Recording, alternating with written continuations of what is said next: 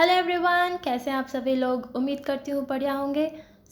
आज है 8th of May और स्टार्ट करते हैं आज के कुछ इम्पॉर्टेंट करंट अफेयर्स का सेशन, जो कि इम्पॉर्टेंट होगा बहुत अलग अलग एग्ज़ाम्स के लिए। बैंकिंग, एसएससी, डिफेंस और बाकी के कोई भी गवर्नमेंट एग्ज़ाम्स उठा लो। ध्यान से देखना है, अच्छे से पढ़ना है, पूरा अंत तक बने रहना है। स्टार्ट करते हैं बिना किसी देरी के पहली न्यूज़ के साथ, जो कि आती है इम्पॉर्टेंट डे से रिलेटेड। आज है 8th में और आज है world red cross day. Red cross क्या है? एक तरीके की ऑर्गेनाइजेशन है जो कि वर्क करती है ह्यूमैनिटेरियन क्राइसिस में, इमरजेंसी सिचुएशंस में रिलीफ्स वगैरह प्रोवाइड करवाती है, ह्यूमैनिटेरियन एड प्रोवाइड कराती है। ठीक है। सो इस ऑर्गेनाइजेशन को जिसने फाउंड किया था उनका नाम है हेनरी ड्यूरंट। उन्हीं का बर्थ एनिवर्सरी आती है आज के दिन, तो इसीलिए आज के दिन को रेड क्रॉस डे की तरह सेलिब्रेट करते हैं। और थीम होगी I give with Joy and the Joy I give is the reward. वाह भाई वाह, कहीं ना कहीं हमें प्रमोट करती है कि भाई साहब give with Joy and the Joy you will give will be the reward. तो काफ़ी पेक्यूलियर सी है, आई थिंक याद हो जाएगी थीम, वेरी सिंपल। उसके अलावा आज ही के दिन वर्ल्ड थैलेसीमिया डे भी आता है। थैलेसीमिया बेसिकली एक तरीके का ब्लड डिसऑर्डर होता है, जिसमें क्या होता है ना, हीमोग्लोबिन प्रोडक्शन या तो बिल्कुल ही नहीं होता या फिर बहुत कम होता है, तो उससे काफ़ी प्रॉब्लम्स हो जाती हैं। तो उसी से रिलेटेड अवेयरनेस जनरेट हो, वो एम है आज का दिन एज अ थैलेसीमिया डे बनाने का। It is a genetic blood disorder, genetic होता है ये, और characterised by abnormal hemoglobin production, that is no or reduced ability to produce hemoglobin। और थीम क्या रही? empowering lives, embracing progress, equitable and accessible thalassemia treatment for all।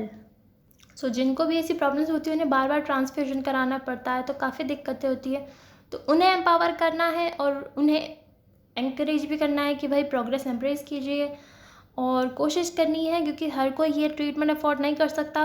Equitable and accessible thalassemia treatment भी हो, इस तरह से समझेंगे तो ये थीम भी याद रह जाएगी। थैलेसीमिया डे आता है 8th मई को। 8th मई को ही रेड क्रॉस डे आता है। कैसे कैसे कैसे कैसे इमेजिन करना है? देखो, ऐसे 8 बनाते हैं ना, तो ऐसा एक आदमी बन जाता है 8 से। इस आदमी को थैलेसीमिया हुआ तो इसे ब्लड की ज़रूरत पड़ेगी, रेड ब्लड, और कौन देगा? रेड क्रॉस ऑर्गेनाइजेशन दे देगी। तो इसी तरह से दोनों चीज़ याद हो कि रेड क्रॉस भी 8th मई को आएगा और थैलेसीमिया डे भी 8th मई को आएगा। और इट्स लाइक ऐसे भी देख सकते हो कि रेड क्रॉस पूछेगी किस किस को ब्लड चाहिए, तो ही विल से मैं ले लेना। I know it's very silly but I hope it helps you learn. ठीक है, बढ़ो आगे। लक्षद्वीप में कोरल ब्लीचिंग हो रही है, जो कोरल रीफ्स वगैरह होती हैं वो ब्लीच कर रही हैं। इसका क्या मतलब होता है? बेसिकली एक तरीके के कुछ ऑर्गेनिजम्स होते हैं जिन्हें कोरल्स बोलते हैं, और उनके साथ एक एल्गी रहती है, ज़ूज़ैंथिले नाम होता है जिनका। तो कोरल पॉलिप और ज़ूज़ैंथिले में सिम्बायोटिक रिलेशनशिप होता है, यानी कि आप हमें कुछ दो, हम आपको कुछ देंगे। एल्गी बेसिकली फोटोसिंथेसिस वगैरह करती है और उससे कुछ न्यूट्रिएंट्स वगैरह प्रोवाइड करवाती है कोरल्स को। और कोरल्स कहते हैं ठीक है भाई, आप हमें खाना लेके आ रही हैं तो हम आपको जो है सेफ स्पेस देंगे, और इस तरह से दोनों का सिम्बायोटिक रिलेशनशिप चलता है। लेकिन होता क्या है, क्योंकि आजकल क्लाइमेट चेंज काफ़ी हो रहा है, गर्मी वगैरह बढ़ रही है, प्रदूषण बढ़ रहा है, जिसकी वजह से जैसे ही स्ट्रेस आता है कोरल्स पे, वो एल्गी को बाहर निकाल देते हैं, अपने से दूर कर देते हैं। और उससे होता यूँ है, कोरल धीरे धीरे डिग्रेड होके, मतलब ब्लीच होके, उनका कलर एक्चुअली वाइट होने लग जाता है। पहले तो कलरफुल होती है एल्गी जब साथ में होती है, लेकिन धीरे धीरे वाइट होने लग जाता है और टाइम के साथ फिर वो डेड हो जाती है।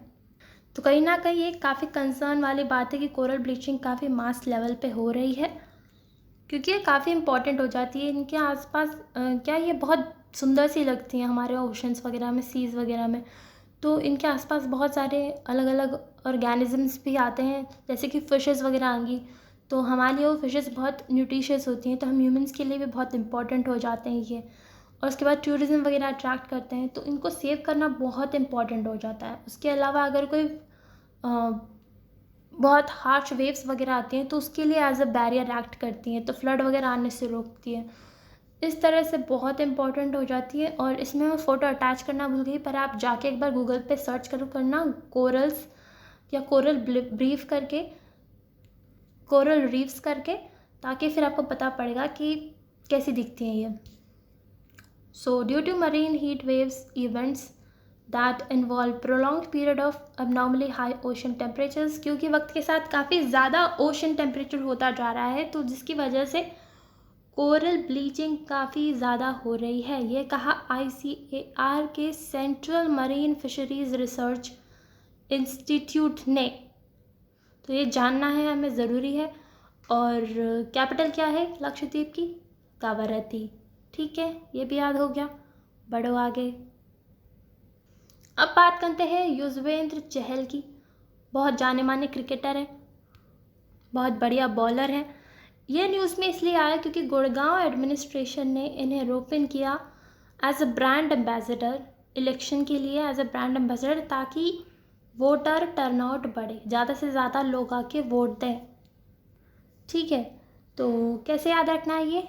तो ऐसा देखना कि जब युजवेंद्र चहल अगर खुद वहाँ पे पोलिंग बूथ पे रहेंगे तो ऑफकोर्स चहल पहल बनी रहेगी, चहल पहल बनी रहेगी तो लोग भी अट्रैक्ट होंगे, और लोग अट्रैक्ट होंगे तो वोट देने आएंगे, और इसी तरह से हमें पूरा याद हो जाएगा। All right, it was very simple. बढ़ो आगे। उसके बाद very very important news, Thomas cup and Uber cup. ये एक तरीके की बैडमिंटन चैम्पियनशिप होती है।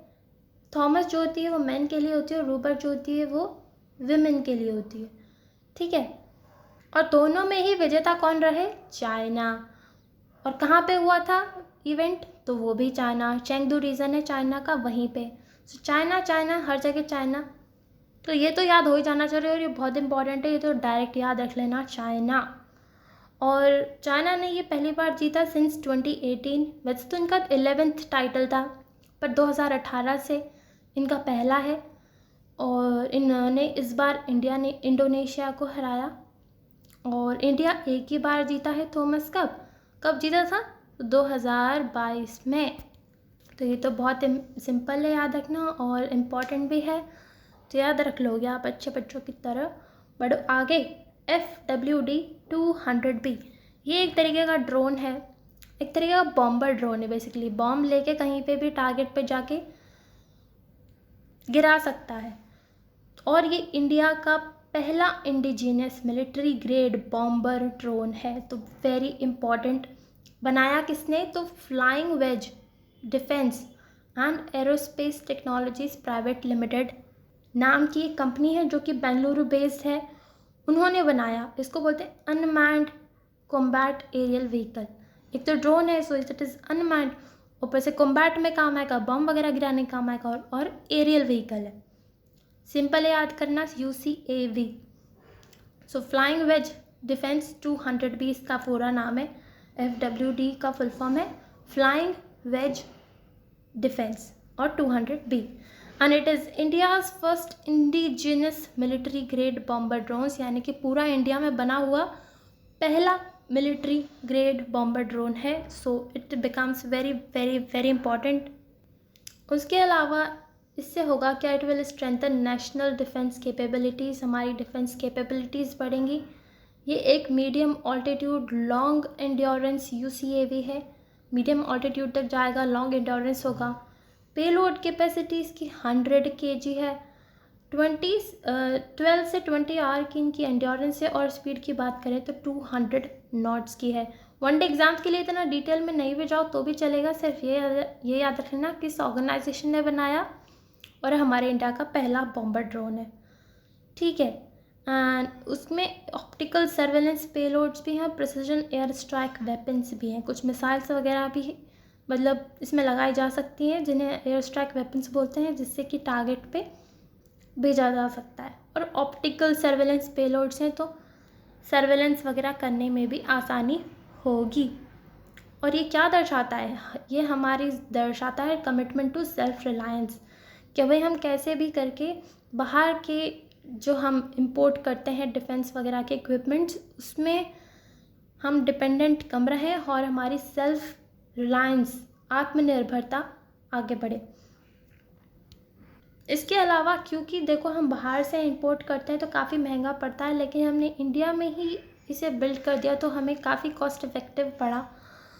तो it also positions India as a leader in cost effective defence solutions. जुगाड़ू हम हमेशा से रहे हैं, कम कॉस्ट में कम पैसे में कैसे काम करना है ये हमें हमेशा से आता है। तो कहीं ना कहीं ये कॉस्ट इफेक्टिव दर्शाता है हमारे इंडिया की। देखो इस तरीके का कुछ दिखता है। सो ये याद हो जाना चाहिए, ठीक है। FWD 200B। अब आते हैं पनामा पे। पनामा एक तरीके की एक्चुअली कंट्री ही है जो कि पड़ती है नॉर्थ अमेरिका और साउथ अमेरिका के बीच में, मतलब जो बीच वाला हिस्सा होता है जो सेंट्रल अमेरिका कहलाया जाता है। एक बार आप मैप में जाके देखना तो पता पड़ेगा। और उनके प्रेसिडेंट इलेक्ट हुए हैं नए, जिनका नाम है जोस रॉल मलिनो, जो कि पहले सिक्योरिटी मिनिस्टर थे और अब प्रेसिडेंट बन चुके हैं। कैसे याद रखेंगे? तो नाम आ रहा है ना इसमें, नाम। और राहुल नाम तो सुना ही होगा। सिंपल, पनामा, जोस राउल मलिनो। सिंपल, वेरी गुड, बढ़ो आगे। फिर बढ़ते हैं 31 नंबर के अरेबियन ट्रैवल मार्ट पे, जो कि कहाँ हुआ? दुबई में। 6 से 9 में चलेगा, जिसमें हमारी मिनिस्ट्री ऑफ टूरिज़्म ने भी पार्टिसिपेट किया।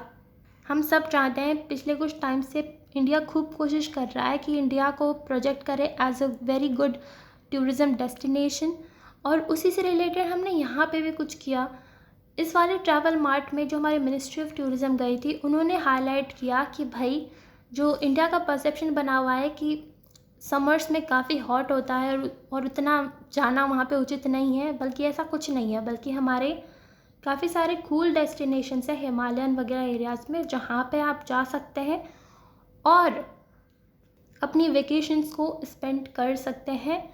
सो टूरिज़्म बढ़ाएगा ये कहीं ना कहीं थ्रू आउट द ईयर, क्योंकि मोस्टली लोग इंडिया जैसी कंट्रीज़ में विंटर्स में आना पसंद करते हैं, तो समर्स में भी आए, यानी कि 365 डेज़ टूरिस्ट अट्रैक्ट हों। इसकी वजह से हमने इस कैंपेन को लॉन्च किया, जिसका नाम है cool summers of India campaign, ठीक है। And it highlight lesser known yet refreshing destinations. So ministry of tourism का ये कैंपेन है, और इस डिजिटल कैंपेन का नाम है कूलकेशंस, मतलब कूल वाली जगह जो वेकेशंस होंगी उन्हें कह देंगे coolcations. And it challenge the notion of India being too hot for summer travel, emphasizing its offerings in hill resorts, including the Himalayas, and the campaign seeks to promote India as a holistic destination throughout the year. So ये तो काफ़ी simple था, I guess याद हो ही जाना चाहिए। All right, बढ़ो आगे। उसके अलावा it will promote India as an attractive 365 day destination. Theme क्या रही इस पूरे अरेबियन मार्ट की? तो वो थी empowering innovation, transforming travel through entrepreneurship. कैसे इनोवेशंस लाएं हम टूरिज़्म सेक्टर में, कैसे उससे ट्रांसफॉर्म करें थ्रू एंटरप्रेन्योरशिप, ये सारी बातें हुई। और जो इनक्रेडिबल इंडिया का पवेलियन था, it has drawn strong visitor interest with over 100 participants, including state tourism boards from Madhya Pradesh, Uttar Pradesh, Goa, Karnataka, as well as luxury hotels, wellness resorts। तो हमारे यहाँ से काफ़ी लोगों ने पार्टिसिपेट किया था और उससे काफ़ी अच्छा विजिटर इंटरेस्ट भी मिला। सो आई होप ये आया हो समझ। बढ़ते हैं आगे, कर्मयोगी भारत। अब एक्चुअली 12th मीटिंग हुई of the board of directors of Karmayogi Bharat, और कहाँ पे हुई? मुंबई में। एक मिशन है हमारा कर्मयोगी मिशन, उसी से रिलेटेड ये मीट हुई कि भाई वो कितना प्रोग्रेस हुआ है उसमें। और कर्मयोगी मिशन में हम बात करते हैं कि हमारे जो सिविल सर्वेंट्स हैं, ब्यूरोक्रेट्स हैं, उनकी कैसे कैपेसिटी बढ़ा सकते हैं, उन्हें कैसे और एफिशिएंट बना सकते हैं, उनके कैसे नॉलेज बेस बढ़ा सकते हैं, वो सब बातें होती हैं। तो उस बोर्ड ने एक्नॉलेज किया twin milestones of 1 crore course enrollments and offering of more than 1000 courses on the platform। इनका प्लेटफॉर्म है जहाँ पर डिजिटल लर्निंग प्रोवाइड की जाती है सिविल सर्वेंट्स वगैरह को, जिससे अपनी नॉलेज एनहांस कर सकते हैं। तो वहाँ पे 1 करोड़ से भी ज़्यादा एनरोलमेंट्स हुए हैं और 1000 से ज़्यादा वहाँ पे कोर्सेज अवेलेबल हैं। तो इन्होंने ये अप्रिशिएट किया। साथ ही में ये बोला कि ये जो माइलस्टोन है वो अंडरस्कोर करता है कि कितना इम्पॉर्टेंट प्लेटफॉर्म है ये to nurture competency based learning among government officials, क्योंकि हमारे जो ब्यूरोक्रेट्स वगैरह एफिशिएंट होंगे, नॉलेजेबल होंगे, तभी जो डेवलपमेंट प्रोग्राम्स हैं उन्हें अच्छे से इम्प्लीमेंट कर पाएंगे और तभी हमारे लोगों का उद्धार होगा। तो वहीं से ये पूरा उसी एम के साथ मिशन कर्मयोगी जो है लाया गया था। इसे क्या बोलते हैं अलग से, national programme for civil services capacity building, national programme for civil services capacity building, and it aims to transform capacity building in the bureaucracy through institutional and process reforms। इसमें एक जन्म कर्मयोगी की भी बात करते हैं, इसी के अंदर आता है इनिशिएटिव जिसमें हम एम्पावर करते हैं फील्ड ऑफिशियल्स को कि कैसे डेवलपमेंट प्रोग्राम्स को इफ़ेक्टिवली इम्प्लीमेंट करें जिससे जन का कल्याण हो। तो वहीं से नाम आ रहा है जन कर्मयोगी, जो जन के लिए काम करे वो कर्मयोगी।